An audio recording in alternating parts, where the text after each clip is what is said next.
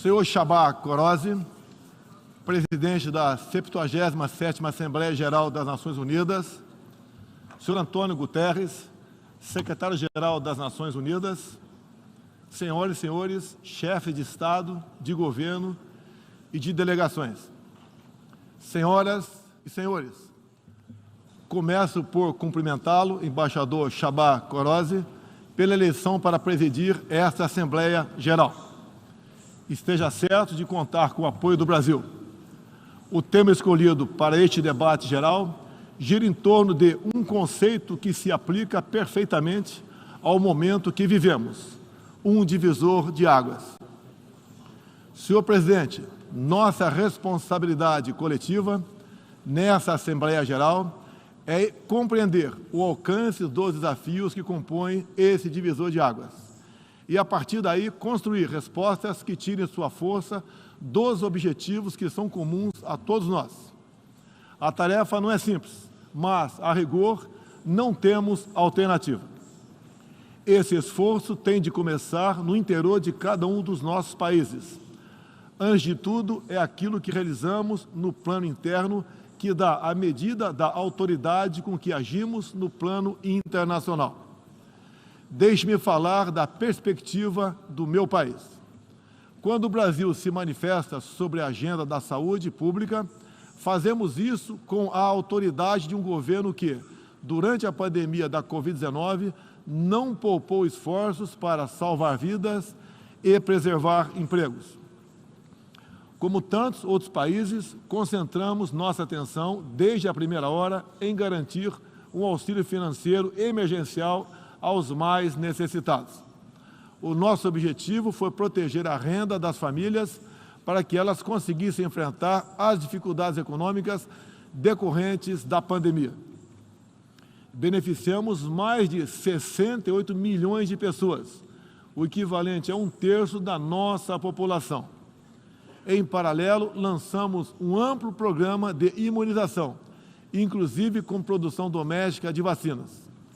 Somos uma nação com 210 milhões de habitantes e já temos mais de 80% da população vacinada contra a Covid-19. Todos foram vacinados de forma voluntária, respeitando a liberdade individual de cada um. Da mesma forma, no terreno da economia, o Brasil traz a autoridade de um país que, em nome de um crescimento sustentável e inclusivo, vem implementando reformas para a atração de investimentos e melhorias das condições de vida de sua população. No meu governo, extirpamos a corrupção sistêmica que existia no país. Somente entre o período de 2003 e 2015, onde a esquerda presidiu o Brasil, o endividamento da Petrobras, por má gestão, loteamento político e em desvios, chegou à casa dos 170 bilhões de dólares. O responsável por isso foi condenado em 3 instâncias, por unanimidade.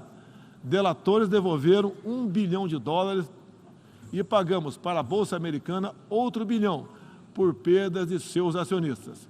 Esse é o Brasil do passado. Aprimoramos os serviços públicos com redução de custos e investimentos em ciência e tecnologia. Hoje, por exemplo, o Brasil é o 7º país mais digitalizado do mundo. São 135 milhões de pessoas que acessam 4.900 serviços do meu governo. O Brasil foi pioneiro na implantação do 5G na América Latina. Levamos adiante uma abrangente pauta de privatizações e concessões, com ênfase na infraestrutura. Concluímos o projeto de transposição do Rio São Francisco, levando água para o Nordeste brasileiro. Adotamos novos marcos regulatórios, como o do saneamento básico, o das ferrovias e o do gás natural. Além disso, melhoramos o ambiente de negócios, com a Lei da Liberdade Econômica e a Lei de Startups. Como resultado, criamos oportunidades para o jovem empreender e ter empregos de qualidade. Coroando todo esse esforço de modernização da economia brasileira, estamos avançando a passos largos para o ingresso do Brasil como membro pleno da Organização para a Cooperação e Desenvolvimento Econômico, a OCDE. Apesar da crise mundial, o Brasil chega ao final de 22 com uma economia em plena recuperação. Temos emprego em alta e inflação em baixa. A economia voltou a crescer. A pobreza aumentou em todo o mundo sob o impacto da pandemia. No Brasil, ela já começou a cair de forma acentuada. Os números falam por si só. A estimativa é de que, no final de 22, 4% das famílias brasileiras estejam vivendo abaixo da linha da pobreza extrema. Em 2019, eram 5,1%. Isso representa uma queda de mais de 20%. O Auxílio Brasil, programa de renda mínima criado no meu governo durante a pandemia, que atende 20 milhões de famílias, faz pagamentos de quase $4 por dia às mesmas. O desemprego caiu 5 pontos percentuais, chegando a 9%, taxa que não se via há 7 anos. Reduzimos a inflação com estimativa de 6% no corrente ano. Tenho a satisfação de anunciar que tivemos deflação inédita no Brasil nos meses de julho e agosto. Desde junho, o preço da gasolina caiu mais de 30%. Hoje, um litro no Brasil custa cerca de 90 centavos de dólares. O preço da energia elétrica também teve uma queda de mais de 15%. Quero ressaltar que o custo da energia não caiu por causa de tabelamento de preços ou qualquer outro tipo de intervenção federal. Foi resultado de uma política de racionalização de impostos formulada e implementada com apoio do Congresso Nacional. Em 2021, o Brasil foi o quarto maior destino de investimentos estrangeiros direto no mundo. Nosso comércio exterior alcançou a marca histórica de 39% do PIB, mesmo diminuindo ou zerando impostos de milhares de produtos. No plano interno, também estamos batendo recordes em 3 áreas: arrecadação fiscal, lucro das empresas estatais e relação entre dívida pública e PIB. Aliás, em 21, tivemos superávit no resultado consolidado de contas públicas. O PIB brasileiro aumentou 1,2% no segundo semestre. A projeção de crescimento para 22 chega a 3%. Temos a tranquilidade de quem está no bom caminho, o caminho de uma prosperidade compartilhada entre os brasileiros e, mais além, compartilhada com nossos vizinhos e outros parceiros mundo afora. É isso que vemos, por exemplo, na produção de alimentos. Há 4 décadas, o Brasil importava alimentos. Hoje, somos um dos maiores exportadores mundiais. Isso só foi possível graças a pesados investimentos em ciência e inovação, com vistas à produtividade e à sustentabilidade. Faço aqui um tributo à pessoa de Alisson Paulinelli, candidato brasileiro ao Prêmio Nobel da Paz, por seu papel na expansão da fronteira agrícola brasileira com o uso de novas tecnologias. Este ano, o Brasil já começou a colheita da maior safra de grãos da nossa história. Estima-se pelo menos 270 milhões de toneladas. O Brasil também, em poucos anos, passará de importador a exportador de trigo. Para o período de 22 a 23, a previsão é que a produção total ultrapasse os 300 milhões de toneladas. Como afirmou a diretora-geral da Organização Mundial do Comércio, em recente visita que nos fez, se não fosse o agronegócio brasileiro, o planeta passaria fome, pois alimentamos mais de 1 bilhão de pessoas ao redor do mundo. O nosso agronegócio é orgulho nacional. Senhor presidente, quero lembrar que, também na área do desenvolvimento sustentável, o patrimônio de realizações do Brasil é fonte de credibilidade para a ação internacional do nosso país. Em matéria de meio ambiente e desenvolvimento sustentável, o Brasil é parte da solução e referência para o mundo. 2/3 de todo o território brasileiro permanecem com vegetação nativa, que se encontra exatamente como estava quando o Brasil foi descoberto em 1500. Na Amazônia brasileira, área equivalente à Europa Ocidental, mais de 80% da floresta continua intocada, ao contrário do que é divulgado pela grande mídia nacional e internacional. É fundamental que, ao cuidarmos do meio ambiente, não esqueçamos das pessoas. A região amazônica abriga mais de 20 milhões de habitantes, entre eles indígenas e ribeirinhos, cuja subsistência depende de algum aproveitamento econômico da floresta. Levamos internet a mais de 11 mil escolas rurais e a mais de 500 comunidades indígenas. O Brasil começou sua transição energética há quase meio século, em reação às crises do petróleo daquela época. Hoje temos uma indústria de biocombustíveis moderna e sustentável. Indústria que contribui para a matriz energética mais limpa entre os países do G20. Cerca de 84% da nossa matriz elétrica atualmente é renovável.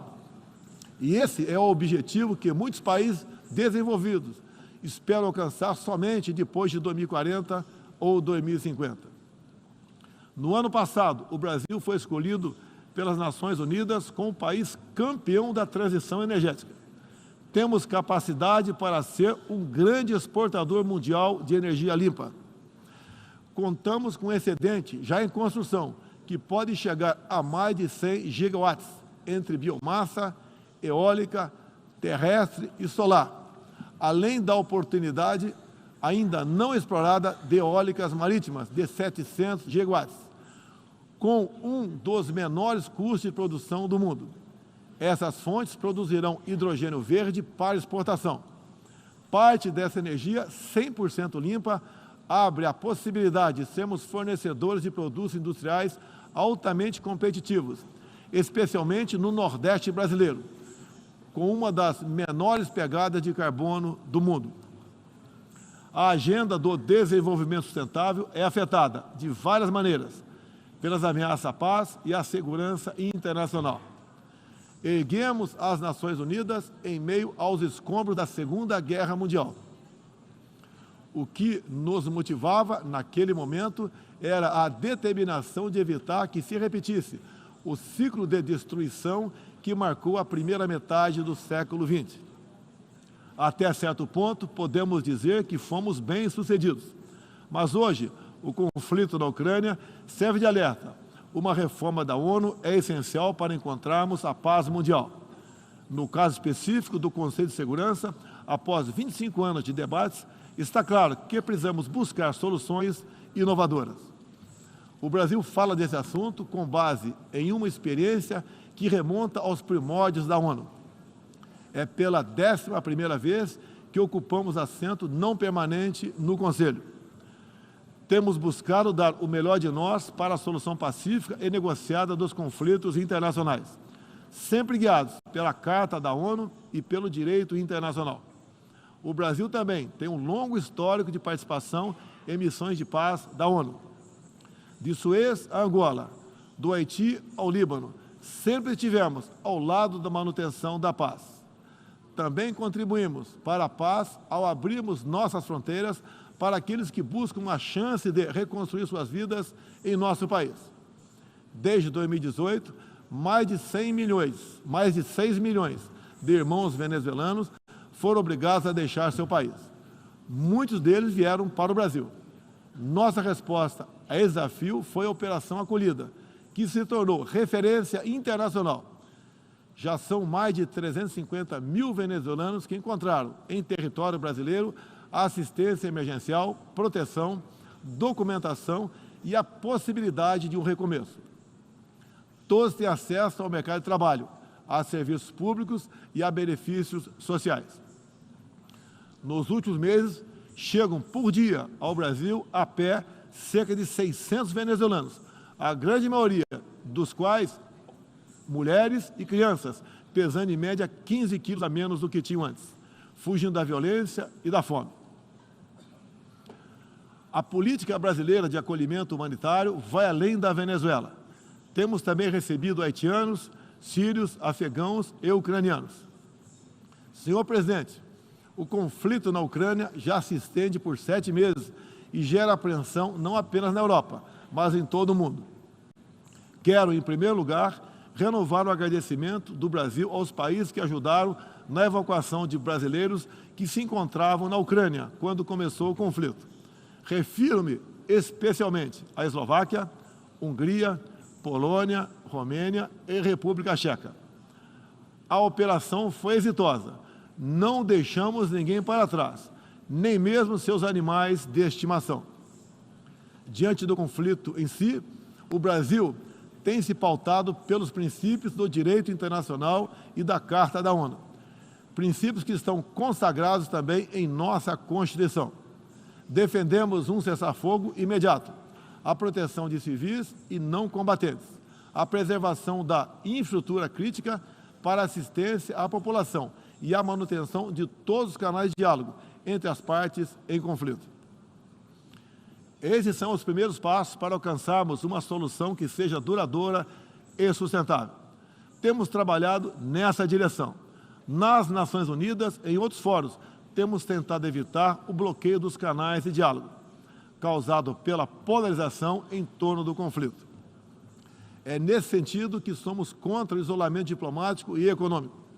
As consequências do conflito já se fazem sentir nos preços mundiais de alimentos, de combustíveis e de outros insumos.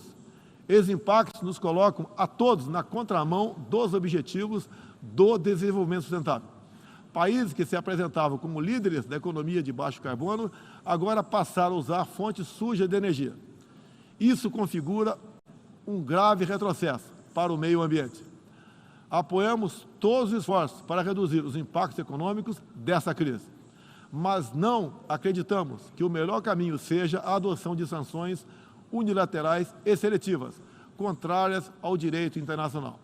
Essas medidas têm prejudicado a retomada da economia e afetado os direitos humanos de populações vulneráveis, inclusive em países da própria Europa. A solução para o conflito da Ucrânia será alcançada somente pela negociação e pelo diálogo.